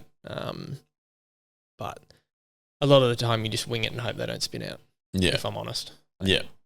There was a lot of the figure eight competitions that I did where I was like, shit, this is close stuff. And if you spin, then It's that's over. it. So yeah. It's got to be one of the sexiest footage though of watching drones filming Oh yeah. drift cars and cars in sync, just fucking sending it together side. Like the high level stuff that you see with like High James tech oils or Dean whatever. and like high tech and that sort of stuff. It's like, holy shit. Mate. Like even for me, and I've been doing it for the last five or so years, and I'm like, that's insane. Yeah, It is. That's serious stuff. Like to be able to do that at that speed with that precision, It's crazy. it's impressive. How Very fast are impressive. they going? I have no idea. No idea. No inkling at all. Like no guess. Especially around that last bit. Let's use world I time don't have a attack. speedo, so I just wing it. I seriously just wing it. Yeah, about 4,000 revs in fifth gear. Yeah, we'll be right. I'm only asking just based off like what you know and the speeds that you're doing around certain corners. Like I'm just saying, like use world time attack as the example there. That last bend, that last hook, how fast are they actually fucking going sideways? It looks menacing. Oh, gee, I don't actually know. Yeah. I really don't know. Yeah, right. I'd love to know. I tried to put a GPS speedo in, but I couldn't really get it to work, so I just gave up on it. I was like, no, I should be right. Yeah. I'll just go as fast as I can go. Really. It looks pretty fucking fast. I won't lie. It Yeah. looks absolutely freaking. You're going like lightning, man. Yeah. We were watching that video. I think it was when Benny was in the car with you. I can't remember. Yeah. There's someone in the car with you because someone else is filming. Yeah, I'm pretty sure that would have probably been Benny's one. Yeah. But yeah, it looked fucking quick, man. It feels quick. It Yeah, feels quick. But I mean, if you compared it to like those guys, I'd probably be standing still.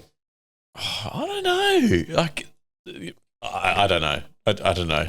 Next time we're there, one of you guys get a radar gun and zap them, and then I'll come around the track and you zap me, and then when I'm within about 5 or 6 kilometers an hour, let me know, and then I'll enter that stuff. Dear. What do you look up to those guys who compete in that stuff? Yeah. Or watch their shit or fucking... Yeah, some of them, I'll watch some of their stuff. Yeah. I enjoy watching that and think, geez, that's impressive how they've got there, what they've built, and Yeah. like some of them have come up from pretty much nothing, and they just build their own cars, and they're doing that. So I got a pretty big, impressive. I got a big soft spot for Glenn Ormerod. He's fucking got this little Toyota 86 with 2JZ in it. Is that the orange one? Ready orange? Yeah, ready orange. It's got like a white black thing on the side of the car. Yeah. Just some fucking humble. That's impressive. Right. Very impressive driving. Dude, he's like some fucking 23-year-old humble fucking dad. Like, like shout out, man. Like, he's fucking good. I'll give him that. And he just works on that car with his old man. Like, it's just so humble. I think that's what I love about it. I think that's what I love about you as well, and Andrew. Like, just it's the do-it-yourself mentality and just ripping in and just fucking having a crack. Like, I love it, man. I really do. Anyway, not to be. He loves it. He absolutely loves it. I do. Not to get all soppy, but like, you know. But those types of people like inspire me to want to do more. I was wondering, like, for you, when you look up to those people, it's like, oh yeah, I can fucking do this. I made so many mates just out at the track, just having a chat and talking about the cars, my car, their car, like you guys, same sort of much, dudes, yeah. right? Like, there's so many people like us out there. It's just, I guess, finding them is the hard part. Yeah. And a lot of these guys are out at these drift days. You have a chat with them, talk about their car and stuff. They love it. So do I. If someone comes up to me, like, oh, nice car, how long you had that for, blah, blah, blah. It is a nice car, but it is a nice car. So tempted to buy one, but definitely nowhere near. Just do it. I'll in coach reach you how to do it, anymore. mate. 350Z. Yeah. Do it. Mate, 10 the grand. Miata. I know a guy that's seen one for sale. You're on, mate. Just do it. Mate, Sell the MX-5. Sell it? Yeah. No. Turn that into the drift car. I don't. Yeah. Is that a good drift car? I don't know. The NB? Give it a go. See what happens. It's feel like the wheelbase and everything is so tiny. It would just It'd be quick. constantly spin out. Nah. You'd be right. Just give it a go. See what happens. You don't have the See beast what mentality. happens. Just Who give it a go. cares? It Who works. cares? Take it for a wet pan. That's true. It's what, $100, $150, $200, whatever it is. It's Yeah. not expensive. No. It's good. Good value. Like, you probably get more track time on the bloody wet pan than you do on Traditionally. on the main track. Yeah, true. And, I'm thinking about doing mate, I'll pay for the track. I'll pay for you to have a run in To the drift the MX-5 MX-5. with me. Yeah, Okay. let's do it. Set it up. Okay. There I'll you do go. it. 100%. I'll take the wing off and we'll fucking Yeah, we'll go mate, you crazy. need that downforce, mate. You need that rear end grip on the wet pan, mate. All of 14 kilometres an hour. Jesus. Mate, it's going to be like a little fucking R2D2 out there just fucking spinning out. I like no I tomorrow. reckon you'll be surprised. You'll be like, wow, this thing's good. Yeah, might have to hit up Benny and get some tyres. Some cheap old tyres from China. Ling longs. That's what I started out on. I was just randomly picking up some half-worn tyres from Marketplace. Hey, mate, they wanted $150. Hey, mate, you take $50. Oh, split the difference. All right, 80. I'll be there this afternoon.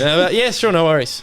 Yeah. Pick them up, $80, chuck them on, Yeah. whatever, give them a run. They'll last, I don't know, quarter of the night or whatever. Yeah. In 3 or 4 sets. Is that There like you a go. special tyre combination you're on with? Oh, Or like a perfect mixture? at the moment on the front, I've got 225. I think they're about 35 or 40 18s. The Yokohama 8009s. Yeah. Yeah. Big step up from the 8008s. Benny got me onto those ones. Of course he did. 100%. 100%. It was a bit But of- seriously, the first time I drove it, it was like night and day. It was just totally better tyre. So I was like, fantastic, thank you. And Yeah. then the backs, before Benny came along and saved my life, it was just random tyres, whatever I could get, whatever I could find, just chuck Yeah. them on and see how we go. But Benny's got me onto more consistent tyre, and so helped me with my consistency with the driving and stuff. So Because, like, what's the, I don't know if you get too deep into the compound or even the tread or what it's like, but those, you're telling me that there's a night and day difference between the 8 and the 9. Like, yeah, is it just that's because it's having it on the front for steering. Yeah. But, like, is that, it feels like it makes all the difference. Is it a stickier tyre? Is it, Yeah. like, Stickier tyre, and I guess, you know, when you sort of wash out a little bit, the 9 had a lot less I guess, wash out on the corners. So a lot more all-round grip. Yeah, okay. Yeah. And As for the rear, we're currently running, I'm not exactly sure which one it is, just 265, 30 or 35. yeah. Just some random thing. I'm not exactly sure what it is, to be honest. But It we're just looks moving. good. We're moving to a 245 Yokohama, which is the same price. Will probably be a slightly better tire. Yeah, it's a little bit smaller, but it's Yokohama, so it's going to be a little bit better quality. So Yeah, no, because the only reason we asked that was when we had Josh on, he had like a specific tyre combination for how long he needed the tyres to last and how much smoke he needed.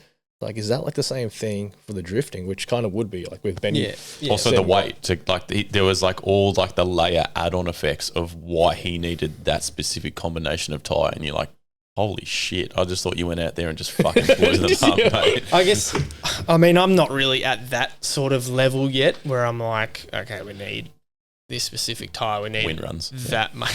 We need that much more grip. Like, I guess once I start doing more of that high level stuff, I'll probably be wanting something a lot more grippy. But for now, to, I guess, sort of get my driving a little bit better and more consistent, we're just trying to budget friendly, still enough grip, but not too much grip. I guess we're trying to do a bit of an all-round thing. Yeah. Well, you're in the best hands, Benny. Yeah, fuck. that's it. Contact patch. on the shirt, That's on it, the wall. represent. Yeah, 100%. First episode of the potty. Yeah.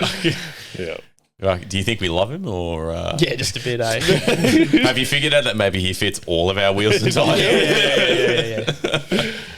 Shout out, Benny. Shout out, Benny. Well done. It's a fair enough question. If you could walk away and give any one type of recommendations, you've already said the car. Now that we're on the wheels and tires, what's something that people could just get away with? You said like you could just get away with an $80 fucking meet in the middle Facebook Marketplace. But if you like wanted to somewhat, let's say you got a bit of cash, what could you get in there and just get with? I get, like, in terms of car? Oh, just tire and wheel. What sort of power, what car? It really depends. There's a lot of variables what leads to what type of tyre you want to run, what size, what compound, what are you doing with it? Are you just going to wet pan? Are you going competition? I'll broaden it more. I'll change the question. What's your number one tip for someone getting into drifting? Technique, skill. I feel like you know what I'm going to say with this one. Just give it a crack. I don't want that answer, man. I love his attitude, eh? Just don't give a fuck. Don't listen to anyone. Just fucking go for it. That's Honestly, honestly just just- life moral. If you've got a car, you're not sure. It doesn't matter if it's automatic or manual. Really, for the wet pan, Yeah. you could get away with driving an auto on there, doing a few. You reckon skids. auto drifting? 100% on the wet pan. 100%. Give it a crack. Give it a crack. Let me know. See how you go. He's like, I wouldn't do that, but you have a go. Give it a go. No, I reckon you'd be all right.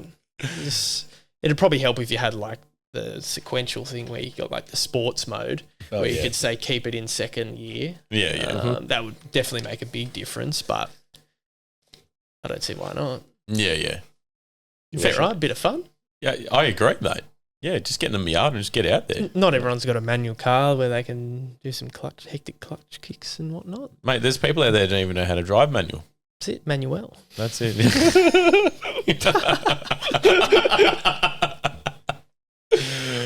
Oh, too good. She's But seriously, learning. let us know how it goes. If someone Tag us. constantly drives an auto on the wet pan or on the track or whatever, let us know. I'd be interested to see it. And Yeah. that'd be cool. Yeah, I fucking rate it. Let me know. I'll come jump in the car with you. See what it's like. Maybe don't let me drive, but Guys out here like converting people. It's like, you know what? This isn't actually that bad. I got a free hand again. This is okay. Okay. drink my coffee with that one. Dream setup then. Ooh, Sequential. I was about to ask that. Yeah. It's got to That's be. naughty. It's got to be the fucking. It's got to be everything. I've thought about doing the poor man's sequential, which is, have you seen those sequencer shifters that you can convert just your normal H pattern into a sequential? Oh, You still yeah. need to push the clutch and that sort of thing. I've been thinking about doing that. So just, I don't know, it's a bit easier. Knowing you, mate. Like Just quicker, have or a is it- crack. Yeah. Seriously, because I miss a lot of the time 4th to 5th. And it's an awkward. If anyone's driven a bloody TR6060 gearbox, they'll know what I'm talking about. It's a bit of an awkward shift. Yeah. Going across there when you're sideways and trying to. Is reverse on that side as well? Yeah. Yeah. Reverse is then over more and. Off. Yeah. Yeah. Yeah. So it's a bit shit. Might just be my gearbox because I abuse the hell out of it, but. Yeah, you fucking sideways trying to get into gear. AJ's VE's got the same gearbox, and to be fair, it's a lot easier to get into fifth and reverse in his gearbox than mine. So I don't know, mine just might have issues. I think you've abused it. You know what I'm going to do? AJ, I need your help pulling out a gearbox out of 2 cars. And what we're going to do... We'll swap it and test. Yeah. We'll put it underneath a traffic cone or something. We'll swap them around and see who gets what. Fucking hell. Anyway, dream setup. Dream setup. Dream Go. setup. Dream car. Go Everything, for it. everything. Dream everything. Go for it. Tony just sold KS. He's going to give you all the money. Shell, engine. Everything. There's no way you've not thought about this. Or is there a car out there that you just be like, I want to drive that? I don't know. I like the S chassis. I've got it's got a place in my heart, the S chassis. My first car was an S14. S15 motor in it that I'd had, and it was like fully stripped out, no AC. Completely not legal, right? Just this thing that I just bought from some random dude. I'm still mates with today, actually. I regret selling that thing so bad, but it'd probably just be an S14. In terms of engine, really depends. Depends on you, mate. Yeah, This is your thing. I know. I'd love to just probably do a built 1J. Keep it simple. Do like lock kit. Nothing really. I don't know. I just pretty happy with what I got, to be honest. He's got the perfect setup. It's not that far. Like I'm pretty happy with it. But if I did it again, I'd definitely do like a welding roll cage. Okay. I kind of regret doing a bolt in. Wait, why? I didn't get one that's got like the side intrusions. Yeah. Probably a rookie error, Okay. and I probably didn't look far enough into the future in terms of what's needed for, say, high tech and things like that. So I may need to do a new roll cage. Okay. But surely you could just sell the one you got. If it is bolt-in as well, you sell it to someone else. Yeah. But I mean, it's a bit fiddly to get out and fart around with it. And Oh, I know. I fucking AJ will know. get the call. Oh yeah. AJ, I need a hand. It's not a gearbox this time, mate. It's a roll cage. I fucking know what it's like putting a roll cage. Imagine putting one in a Miata. I mean, just take the roof off, mate. You just put it in. What are you talking about? Take the seats out. You say that. Oh, you'll laugh. Bloody matchbox. Easy. Got some skewers or something. Pretty much, yeah. It's toothpicks. Anyway. So dream setup probably be S14, some sort of lock kit. I'm yet to see how my Wise Fab goes. I've heard a lot of mixed reviews, but I'll be the judge of that and see how we go. See what happens. This is the Wise Fab I technically sold to you a long time ago, isn't it? Yep. You know how long ago that was? That would have been whatever it was. I still haven't driven the car with it on. That Seriously. That honestly would have been, maybe it was the beginning of this year.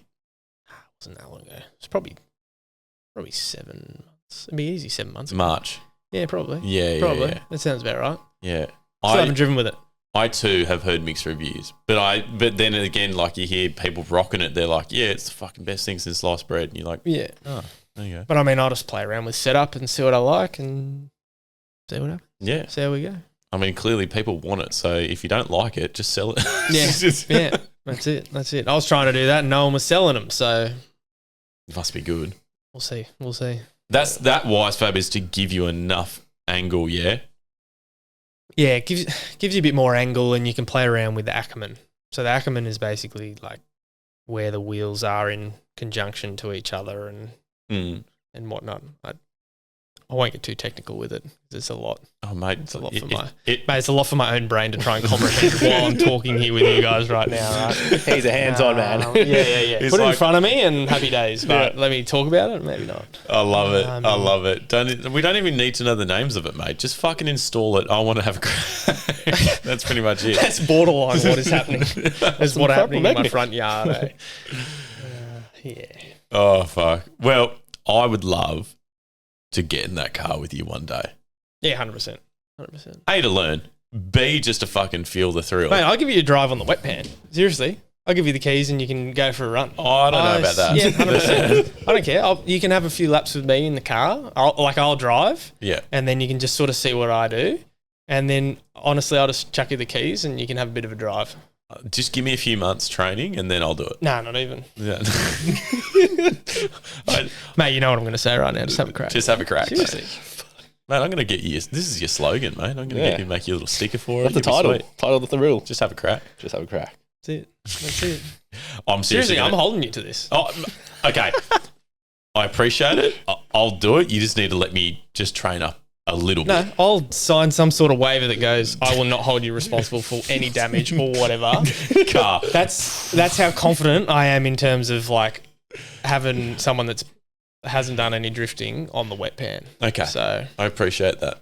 I'd love to see how Tony goes as well, to be honest. I No. reckon he's I mean, I secretly- probably wouldn't do that. I wouldn't push it that far.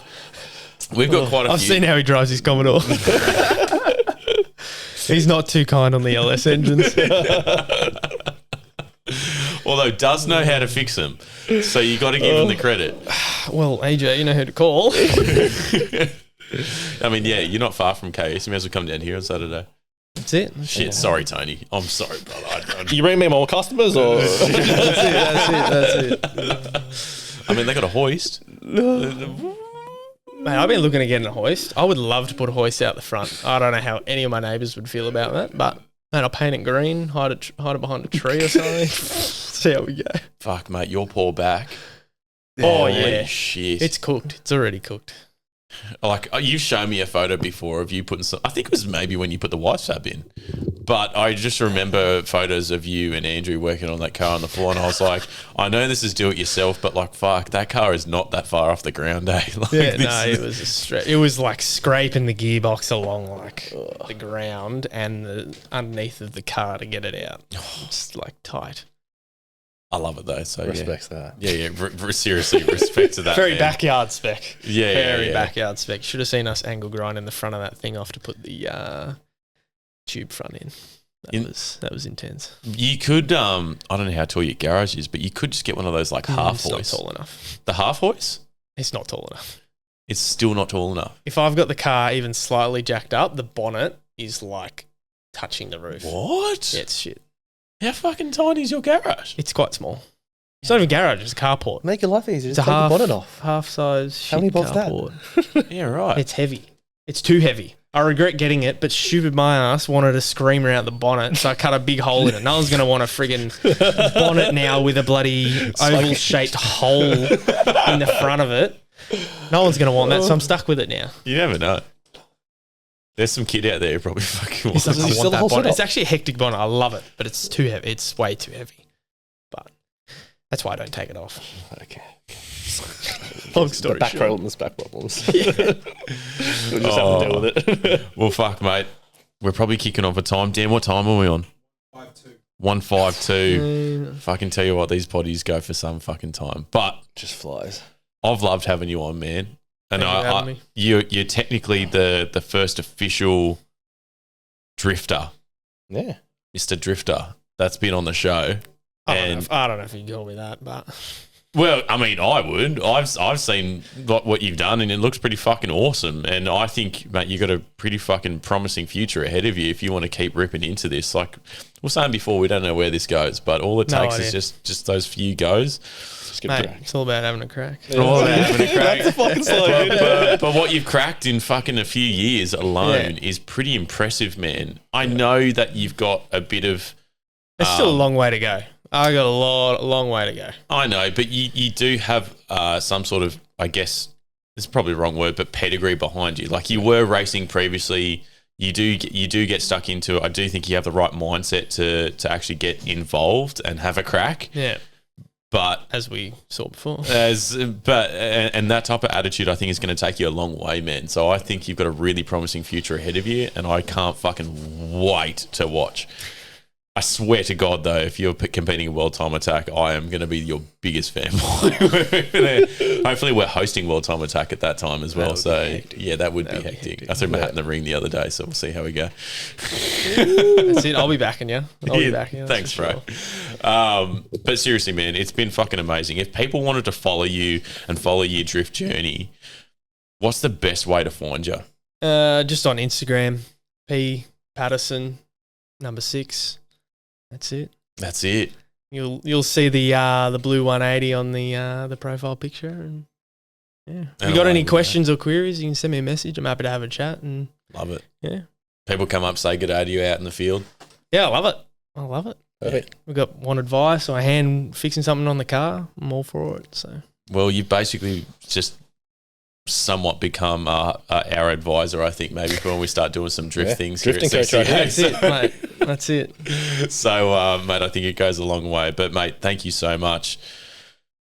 And if you want to see more of what you're doing as well, I'd like to film a few episodes with you on CCA. So I think you're probably going to see a fair bit of you. A fair bit of you on Car Culture YouTube, man. So we'll do the job for you, bro. We'll put the media out there for you. Yeah, please. I'm scared you as the hell to do content. that stuff, hey. Yeah. Terrified of doing that. I think you'd be fucking better than you think, especially with the big AJ on there. I think it'd be a hoot. Tony, do you want to call us out? No, but thank you very much for coming on the show. It's been a pleasure. Thank you both Understanding all for the having drift shit, understanding. It's just, I don't know, I find drifting just next level. There's people that do it and how I just drive around. Fuck it has to be in the blood. So full respects to you. Thank you. For people that made it to the end of this potty, thank you very much. If you want to follow us, Car Culture Australia on all the social media platforms. We're everywhere now. All the streaming platforms. All the streaming, Spotify, Apple Podcasts, YouTube. Everything. Everything, everywhere. We don't just do podcasts, we film other shows as well. Build series, track days, everything car related. Funny vlog shit as well. So We've got some cool fucking merch ideas floating around as well. So we've got the OG stuff, but we've got some interesting I put through an order today with merch. Yeah. I haven't told you about, but yeah, there's new merch coming. There's new merch coming, guys. So if you want to jump in on that, of course, just being summertime, that it is very summer related. Girls, for all the chicks listening in, we have let Robin basically take the reins on what girls should be wearing, and rightfully so, because Tony and I don't have an absolute clue. I've seen what Tony wears. It's hot, right? The girls should not be wearing that. But Robin is leading the charge, girls. So I know, in cars, big T-shirts and jumpers seem to be the way forward, but I'm telling you now, we've got some crop tops coming out. Yeah. We've got some cool singlets. We've got some cool, but it's all roughly the same idea, like in terms of the prints that are going to be on there, some pretty wild shit coming out. So you guys want to get that merch, man, just head over to carcultureaustralia.com and, mate, get into it. Yeah, 100%. Different colours too, not just black. I know black's motorsport, but fuck, I'm over black. Anyway. We're rocking pink at Time Attack, mate. Yeah. How good was that? That's it. I think it's Might awesome. be a new thing. Mate, I'm talking like baby blues. I'm talking like khakis. Yeah. I'm talking like just cool, just nice colours, like Fashion. light colours, like Fashion. yellow. Yeah, fashion, man. Like I'm for it. even like just whites. It's like, well, white's going to get dirty. It's like, well, don't work on the fucking car when you're wearing a white shirt then, buddy. Like, I don't know. Wear that to the car show. Yeah, exactly. Thank you. Anyway. On that note. Or buy 2 and then wear 1 to each. Yeah, one spare all the time. All right, guys. Thanks for tuning in. Love you. Thank you. Bye.